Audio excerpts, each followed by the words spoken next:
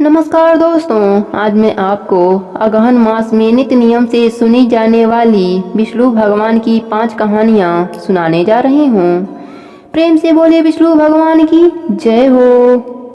एक राज्य में एक प्रतापी राजा राज्य करता था। उस राजा के पास एक बहुत बड़ी सेना थी।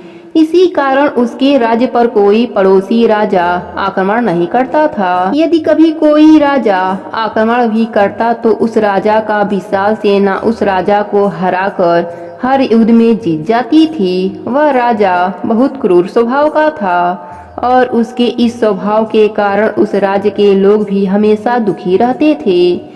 साथ ही वह राजा भगवान को बिल्कुल नहीं मानता था। वह सदा शराब पीता और अपने भोग विलास में लीन रहता था। उसी राजा का एक चचेरा भाई था जो राजा के यहाँ एक सलाहकार के रूप में काम करता था। यह भाई बहुत ही नेक दिल और सरल स्वभाव का था। वह सदा सच्चे मन से ईश्वर की भक्ति करता, सभी लोगों की मदद करता। वह कभी भी कोई बुरा काम नहीं करता और ना ही किसी युद्ध में हिस्सा लेता और ना ही कभी हिंसा करता। वह जब भी कभी राजा से मिलता तो जय श्री राम ऐसे बोलता। भाई के मुख से राम का नाम सुनकर राजा बहुत गुस्सा होता और अपने भाई से कहता, अरे भाई, अगर सचमुच भगवान होते तो तुझे तेरी सच्ची भक्ति और अच्छे कर्मों का फल जरूर देते। मेरी जगह तू राजा होता और मैं तेरे नीचे काम कर रहा होता। मगर ऐसा नहीं है, क्योंकि भगवान है ही नहीं। राजा की ऐसी बातें सुनकर भी वह भाई हमेशा चुप रहता। एक दिन सुबह सुबह राजा व उसका भाई घूमने के लिए एक जंगल में गए। घूमते घूमते शाम हो गई और धीरे धीरे अंधेरा होने लगा और अंधेरे में कुछ दिखाई ना देने के कारण भाई का पाँव एक कटीली झाड़ी में उलझ गया और कांटों से उसका पाँव खून से लथपथ हो गया। तब राजा ने भाई को घोड़े पर बैठाया और स्वयं पैदल चलने लगा। थोड़ी दूर चलने पर राजा का पाँव एक बड़ी सी सोने की ईंट से टकराया। अब राजा उस सोने की ईंट को पाकर बहुत खुश हुआ और हंसते हंसते अपने भाई से कहने लगा, देखो भाई, तेरी सच्ची भक्ति और अच्छे कर्मों के बदले ईश्वर ने तुझे कांटे दिए और मैं जो ईश्वर को कभी नहीं मानता उसी ईश्वर ने मुझे आज एक सोने की ईंट दी है। राजा की ऐसी बात सुनकर भाई बहुत उदास हो गया। थोड़ी देर के बाद दोनों अपने महल वापस आ गए। वापस आकर दुखी मन से भाई अपने मंदिर में गया और भगवान के सम्मुख खड़ा होकर रोने लगा और रोते रोते कहने लगा, हे प्रभु, यदि मैंने आपको सच्चे मन से आपकी भक्ति की है तो आप मुझे अपनी दर्शन दीजिए। भाई की निस्वार्थ भक्ति और अच्छे कर्मों के कारण विष्णु भगवान उसके सम्मुख प्रकट हो गए। तब रोते रोते भाई ने भगवान से पूछा, हे प्रभु, जो राजा इतना क्रूर और इतना अत्याचारी है, जो सदा ही बुरे कर्म करता है, उसके साथ हमेशा अच्छा होता है। आज भी आपने उसे सोने की ईंट दी है और मैं जो सदा आपकी भक्ति करता हूँ, मुझे आपने कटीली झाड़ी दी। यह आपका कैसा न्याय है? भाई की बातें सुनकर भगवान मुस्कुराए और बोले, पुत्र, ऐसा नहीं है। मनुष्य को उसके अच्छे व बुरे कर्मों का फल एक ना एक दिन भोगना ही पड़ता है। आज उसी जंगल में तुम्हारी मृत्यु का योग था, परंतु तुम्हारी सच्ची भक्ति और अच्छे कर्मों ने तुम्हारी मृत्यु को एक छोटी सी चोट में बदल दिया। वहीं उस राजा के भाग्य में आज सोने का महल मिलना था, परंतु उसके कर्म इतने अधिक बुरे थे कि सोने के महल के स्थान पर उसे आज केवल एक सोने की ईंट ही मिली। हे पुत्र, मनुष्य को सदा अच्छे कर्म ही करने चाहिए। यह तुम्हारे अच्छे कर्मों का ही फल था, जिन्होंने तुम्हारे मृत्यु को भी टाल दिया और तुम जीवित खड़े हो। भगवान की ऐसी बातें सुनकर भाई आत्मविभोर हो गया। उसे अपनी सारे प्रश्नों का उत्तर मिल चुका था। वह भगवान के चरणों में गिर पड़ा और उसने यह प्रण लिया कि वह सदा इसी प्रकार ईश्वर की भक्ति और दूसरों की मदद करता रहेगा। दूसरी कथा के अनुसार एक बार बहुत ही न्यायप्रिय तथा प्रजा की सेवा करने वाला तथा धार्मिक स्वभाव का राजा था। वह नित्य अपने परमात्मा की श्रद्धा से पूजा पाठ किया करता था। एक दिन भगवान विष्णु ने प्रसन्न होकर उसे दर्शन दिया तथा कहा, राजन, मैं तुझसे बहुत प्रसन्न हूँ, कोई भी वर मांग ले। प्रजा की हित चाहने वाला राजा बोला, हे प्रभु, मेरे पास आपका दिया हुआ सब कुछ है। आपकी कृपा से राज्य में सब प्रकार की सुख शांति है। फिर भी मेरी इच्छा है कि जैसे आपने मुझे दर्शन देकर धन्य किया, वैसे ही मेरे सारे प्रजा को भी दर्शन दीजिए। यह तो संभव नहीं। पर प्रभु ने राजा को समझाया, परंतु राजा प्रजा को चाहने वाला राजा था, भगवान से जिद करने लगा। आखिरकार भगवान को अपने भक्त के सामने झुकना ही पड़ा। वह बोले, ठीक है, कल अपनी सारे प्रजा को उस पहाड़ी के पास लाना, मैं पहाड़ी के ऊपर से दर्शन दूंगा। राजा अत्यंत प्रसन्न हुआ और भगवान को धन्यवाद दिया। अगले दिन सारे नगर में ढिढोरे पिटवा दिए गए कि कल सभी पहाड़ी के नीचे मेरे साथ पहुँचे, वहाँ प्रभु आप सबको दर्शन देंगे। दूसरे दिन राजा अपने समस्त प्रजा और परिवारजनों को साथ लेकर पहाड़ी की ओर चलने लगा। चलते चलते रास्ते में एक स्थान पर तांबे के सिक्कों का एक पहाड़ दिखा। प्रजा में से कुछ लोग उस ओर भागने लगे। तभी ज्ञानी राजा ने सबको सतर्क किया कि कोई उस ओर ध्यान मत दो, क्योंकि तुम सब परमात्मा से मिलने जा रहे हो। इन तांबे के सिक्कों के पीछे अपने भाग्य को लात मत मारो। परंतु लोभ लालच में वशीभूत लोग तांबे के सिक्के के पहाड़ी की ओर भागने लगे और उन सिक्कों की गठरी बनाकर अपने घर की ओर चलने लगे। वह लोग मन ही मन सोच रहे थे, पहले इन सिक्कों को समेट लो, प्रभु से तो फिर मिल लेंगे। राजा खिन्न मन से आगे बढ़ा। कुछ दूर चलने पर चांदी के सिक्कों का चमकता हुआ पहाड़ दिखाई दिया। इस बार भी बचे हुए प्रजा में से कुछ लोग उस ओर भागने लगे और चांदी के सिक्कों की गठरी बनाकर अपने घर की ओर जाने लगे। उनके मन में विचार चल रहा था कि ऐसे मौके बार बार नहीं मिलते हैं। चांदी के इतने सारे सिक्के फिर मिले ना मिले, भगवान तो फिर कभी मिल जाएंगे। इसी प्रकार कुछ दूर चलने पर सोने के सिक्कों का पहाड़ नजर आया। अब तो प्रजाजन जितने बचे थे, सारे जन राजा के परिवारजन भी उस ओर भागने लगे। वह भी दूसरों के तरह सिक्कों की गठरी लादकर अपने अपने घर की ओर चल दिए। अब केवल राजा रानी शेष रह गए थे। राजा रानी से कहने लगे, कितने लोभी हैं यह लोग, भगवान से मिलने का महत्व ही नहीं जानते हैं। परमात्मा के सामने सारी दुनिया की दौलत क्या चीज है। रानी ने कहा, सही बात है। राजा रानी के साथ आगे बढ़ने लगे।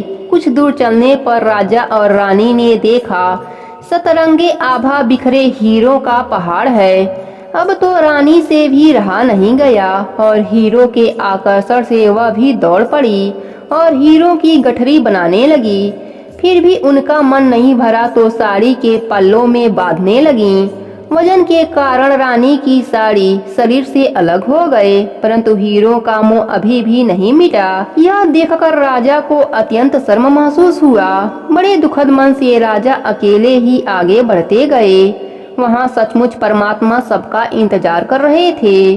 राजा को देखते ही प्रभु मुस्कुराए और पूछे, कहाँ है तुम्हारी प्रजा और तुम्हारा प्रियजन? मैं तो कब से उनसे मिलने के लिए बेकरार हूँ, उनका इंतजार कर रहा हूँ। राजा ने शर्म से अपना सर झुका दिया। तब भगवान विष्णु ने राजा को समझाया, राजन, जो लोग भौतिक और सांसारिक प्राप्ति को मुझसे अधिक मानते हैं, उन्हें कदाचित मेरी प्राप्ति नहीं होती और वह मेरे स्नेह तथा आशीर्वाद से वंचित रह जाते हैं। जो आत्माएं अपने मन और बुद्धि से परमात्मा में समर्पित है और सभी संबंधों से प्यार करते हैं, वही भगवान को प्रिय बनते हैं। भगवान तक पहुँचने का रास्ता योग, मन, वचन, क्रम और शरीर से शुद्ध होकर ज्ञान प्राप्त करना। भगवान विष्णु राजा को अपने साथ वैकुंठ लोक ले गए। प्रेम से बोले विष्णु भगवान की जय हो। तीसरी कथा के अनुसार, एक समय की बात है, एक नगर था। वहाँ पर एक ब्राह्मण देव रहते थे। जो रोज नित्य नियम से भागवत कथा सुनाते रहते थे। दूर दूर से लोग उनकी कहानी सुनने आते थे। उसी नगर में एक राजा भी था। उस राजा की एक कन्या थी। वह बहुत घमंडी थी। एक दिन वह उस ब्राह्मण के सभा में आई और जोर जोर से हंसने लगी। ब्राह्मण देव को बड़ा क्रोध आया। ब्राह्मण देव ने कमंडल से जल निकालकर उस राजकुमारी पर छींटा मारी और बोले, घमंडी राजकुमारी, इसी क्षण चिड़िया बन जा। वह राजकुमारी चिड़िया बन गई। चिड़िया बनने के बाद वह ब्राह्मण के पास बैठकर रोने लगी। चिड़िया ने कहा, ब्राह्मण देवता, मुझसे भूल हो गई, कृपा करके मुझे श्राप मुक्त होने का उपाय बताइए। तब ब्राह्मण देव ने कहा, तुम भागवत की कथा सुनो। 7 साल नित्य नियम से सुनोगी तो तुम्हारा श्राप समाप्त हो जाएगा। ब्राह्मण देव जहाँ भी कथा करते वहाँ जाकर वह चिड़िया कथा सुनती। एक बार वह ब्राह्मण बीमार हो गए। रात का समय था। उनके पास कोई नहीं था। वह रात में पानी के लिए आवाज लगाने लगे, लेकिन कहीं से भी कोई नहीं आया। वह चिड़िया खिड़की से उनकी झोपड़ी में आई। उसने देखा एक लोटे में पानी रखा है, लेकिन पंडित जी वहां तक पहुंच नहीं पा रहे हैं। उस चिड़िया ने लोटे से अपनी चोंच में पानी भरा और पंडित जी के मुंह में छोड़ दिया, लेकिन एक बूंद पानी से क्या होता। चिड़िया ने दोबारा चोंच में पानी भरा और पंडित जी के मुंह में छोड़ दिया। वह चिड़िया पूरी रात इसी तरह बूंद बूंद पानी पंडित जी के मुंह में डालती रही। उसे देखकर पंडित जी के आंखों में आंसू आ गए। उन्होंने कहा, भगवान किस किस रूप में अपने भक्त की मदद करते हैं। मेरे प्रभु आज चिड़िया के रूप में मेरी जान बचाने आ गए। इस नन्ही चिड़िया ने पूरी रात मुझे पानी पिलाया, नहीं तो आज मेरे प्राण निकल गए होते। सुबह वह चिड़िया अपने घोंसले में जाकर आराम करने लगी।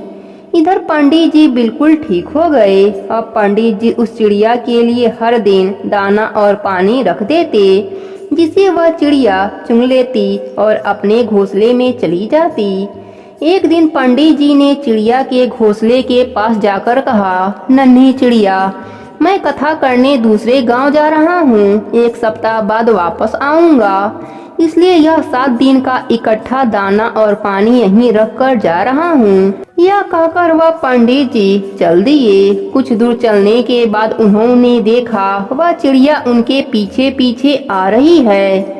उन्होंने रुककर उससे पूछा, अरे तू मेरे पीछे क्यों आ रही है? वापस अपने घोंसले में जा। लेकिन वह चिड़िया उनके पीछे पीछे उड़ती रही। पंडित जी ने उस गांव में कथा सुनाई। वहीं पास के पेड़ पर वह चिड़िया भी कथा सुनती रही। जहाँ भी पंडित जी कथा सुनाने जाते, वह नन्ही चिड़िया भी उनके साथ जाती। एक दिन रात के समय पंडित जी अपने झोपड़ी में सो रहे थे। तभी उन्हें किसी के रोने की आवाज सुनाई दी। पंडित जी ने बाहर आकर देखा तो वह नन्ही चिड़िया पेड़ पर बैठी रो रही थी।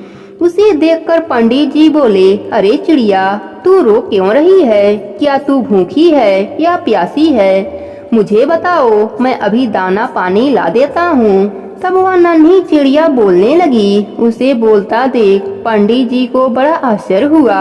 उस चिड़िया ने कहा, पंडित जी, मैं एक राजकुमारी हूँ जो श्राप लगने से चिड़िया बन गई हूँ। आप पिछले जन्म में एक ऋषि थे जो एक स्थान पर बैठकर कथा करते थे। मैं घूमते हुए उसी स्थान पर पहुँच गई। मैं कभी किसी ऋषि को नहीं देखा था, इसलिए आपको देखकर मैं जोर जोर से हंसने लगी। गुस्से से आपने मुझे श्राप दे दिया। फिर मैंने आपसे मुक्ति का उपाय पूछा। तब आपने कहा, अगले जन्म में मैं पंडित बनूंगा और मेरे द्वारा कही गई कथा तुम 7 वर्ष तक सुनोगी तो तुझे इस श्राप से मुक्ति मिल जाएगी। आज आपकी कथा सुनते हुए 7 वर्ष हो गए। सूरज निकलते ही मैं वैकुंठ लोक चली जाऊंगी। तब पंडित जी ने कहा, यह तो अच्छी बात है, पर तू रो क्यों रही है? तब चिड़िया बोली, कथा सुनने से जो आनंद मिला यह सब मुझसे छूट जाएगा, यही सोचकर मैं रो रही हूँ। मैं बैकुंठ नहीं जाना चाहती। तब पंडित जी ने कहा, जो प्राणी 1 वर्ष तक नियम से कथा सुनता है उसके लिए बैकुंठ का दरवाजा खुल जाता है, और तुमने तो लगातार 7 साल सुने हैं, तुझे तो बैकुंठ लोक के सभी सुख मिलेंगे। कुछ समय बाद सूरज भगवान निकल आए और वह चिड़िया बैकुंठ लोक को चली गई और वहां पर वह सुखों को भोगने लगी। प्रेम से बोलिए विष्णु भगवान की जय हो। एक समय की बात है, एक गांव था। वहां पर एक गरीब मछुआरा व उसकी पत्नी साथ रहते थे। उनका कोई औलाद नहीं था। इस कारण मछुआरा व उसकी पत्नी बड़ा ही चिंतित रहते थे। मछुआरा रोज जाल लेकर नदी पर चला जाता और मछली पकड़कर बाजार में बेचता और अपने दुखी जीवन को जीता। इसी तरह एक दिन वह मछुआरा जाल लेकर नदी पर मछली पकड़ने गया।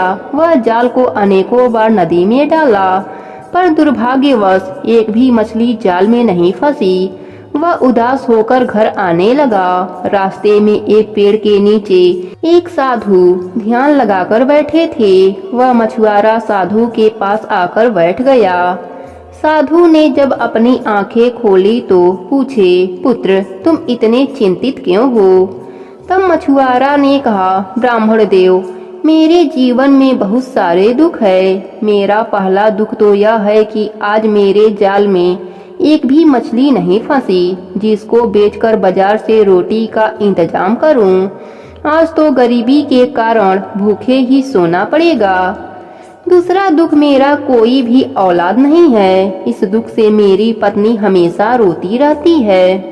इस पर ब्राह्मण देव ने कहा, तुम्हारे द्वारा मछलियों को मारने से तुम पर जीव हत्या का दोष लगा है। तुम्हारे पाप कर्म अधिक हो गए हैं, जिस वजह से ना तुम्हें धन प्राप्त हो पा रहा है और ना पुत्र होने का योग बन रहा है। विष्णु भगवान हर जीव के कर्मों का लेखा जोखा करते हैं और पापियों को दंड देते हैं। यह सब बातें सुन मछुआरा घर आ गया। उसने ब्राह्मण द्वारा कही गई सारी बातें अपने पत्नी को बताई। उसकी पत्नी ने कहा, आप कल जाकर ब्राह्मण देव से इस परेशानी का उपाय पूछ लीजिए, शायद हमारी परेशानी ब्राह्मण देव दूर कर दें। सुबह होते ही मछुआरा उस ब्राह्मण देव के पास गया और प्रणाम करके वहीं बैठ गया। ब्राह्मण देव ने कहा, पुत्र इतनी सुबह आने का क्या उद्देश्य है? मछुआरा ने कहा, ब्राह्मण देव, मेरी जिंदगी की परेशानी दूर हो जाए ऐसा कोई उपाय बताने का कष्ट कीजिए। ब्राह्मण देव ने कहा, पुत्र तुम अनेक जीवों को बहुत ही कष्ट दिया है। अगर तुम पति पत्नी उसी कष्ट से होकर गुजरो तो शायद विष्णु भगवान के वही खाते से तुम्हारा पाप नष्ट हो जाए। इस पर मछुआरा ने कहा, ब्राह्मण देवता, मुझे क्या करना होगा जिससे मेरे पाप कर्म नष्ट हो जाएं? तब ब्राह्मण देव ने कहा, तुम पति पत्नी नदी के पानी में खड़े रहो। जब तक तुम्हारे शरीर में ताकत है तब तक प्रभु का ध्यान करके खड़े रहो, शायद इससे तुम्हारा पाप कर्म समाप्त हो जाए। मछुआरा घर आकर सारी बातें अपने पत्नी को बताया।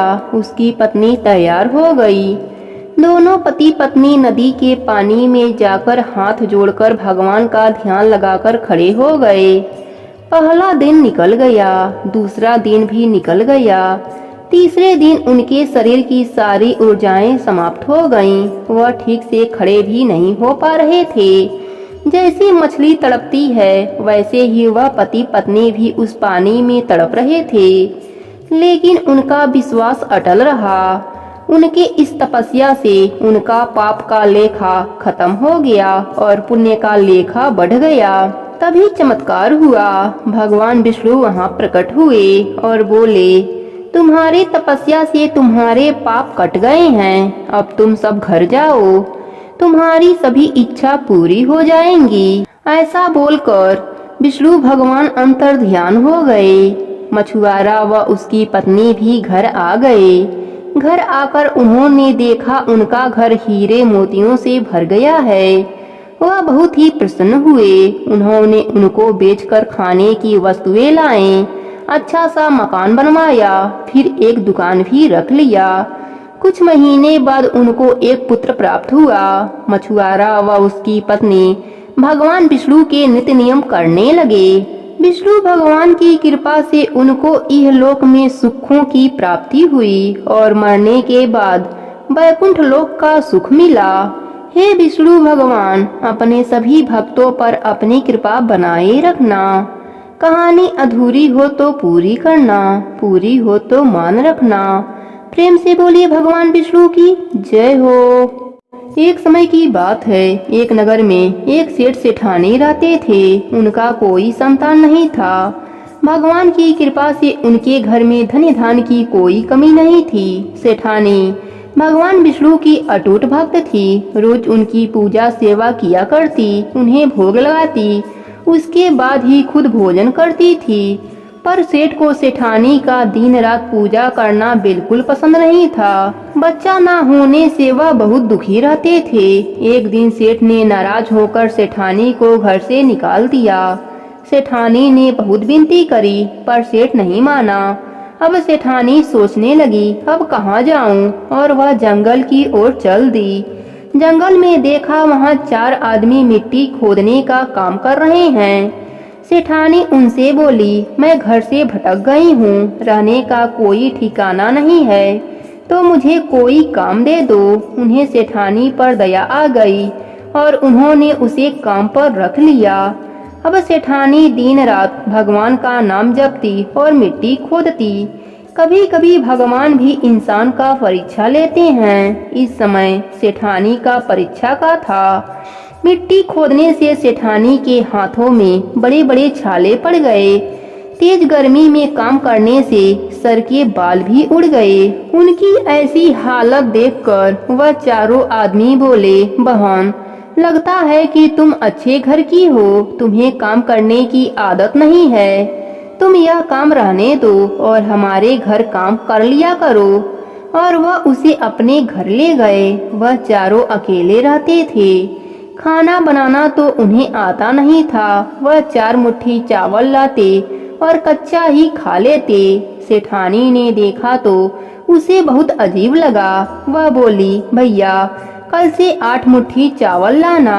वह सबने सोचा शायद यह ज्यादा खाती होगी, इसलिए ज्यादा अनाज मांग रही है।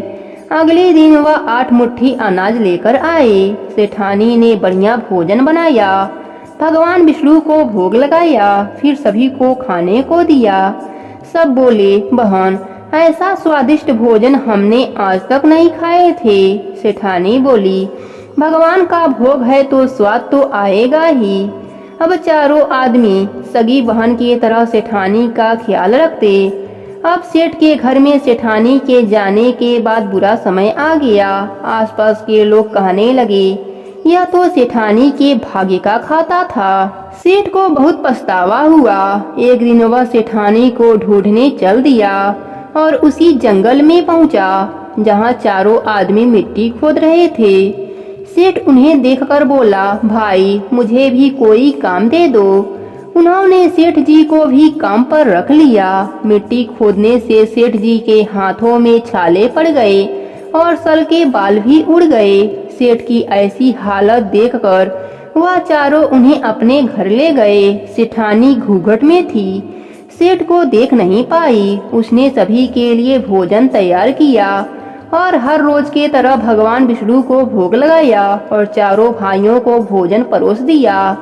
जब सेठ को भोजन परोसने लगी तब भगवान विष्णु ने उसका हाथ पकड़ लिया। सेठानी बड़ी हैरान हो गई। 4 भाई बोले, बहन, भोजन क्यों नहीं परोस रही हो? वह बोली, मैं कुछ नहीं कर रही हूँ, मेरा हाथ तो भगवान विष्णु ने पकड़ रखा है। भाई बोले, मुझे भी भगवान के दर्शन कराओ। उसकी प्रार्थना पर भगवान विष्णु सबके समक्ष प्रकट हुए। सभी ने दर्शन किए। सेठानी ने घूंघट उठाया तो सेठ सेठानी ने एक दूसरे को देख लिया। सेठ ने अपने किए की भगवान विष्णु से क्षमा मांगी और सेठानी से भी क्षमा मांगी और अपने साथ चलने को कहा। भाइयों ने अपने बहन को बहुत सा धन देकर विदा किया। अब सेठानी के साथ सेठ जी भी भगवान विष्णु के पूजा पाठ करने लगे और एकादशी का व्रत रखने लगे, जिसके फल से उनका घर धन धान से भर गया और कुछ ही महीनों बाद भगवान विष्णु के कृपा से उनके घर में पुत्र रत्न की प्राप्ति हुई। हे भगवान विष्णु, जैसे आपने सेठ सेठानी पर कृपा करी, वैसे ही अपने सभी भक्तों पर अपनी कृपा बनाए रखना। प्रेम से बोले विष्णु भगवान की जय हो।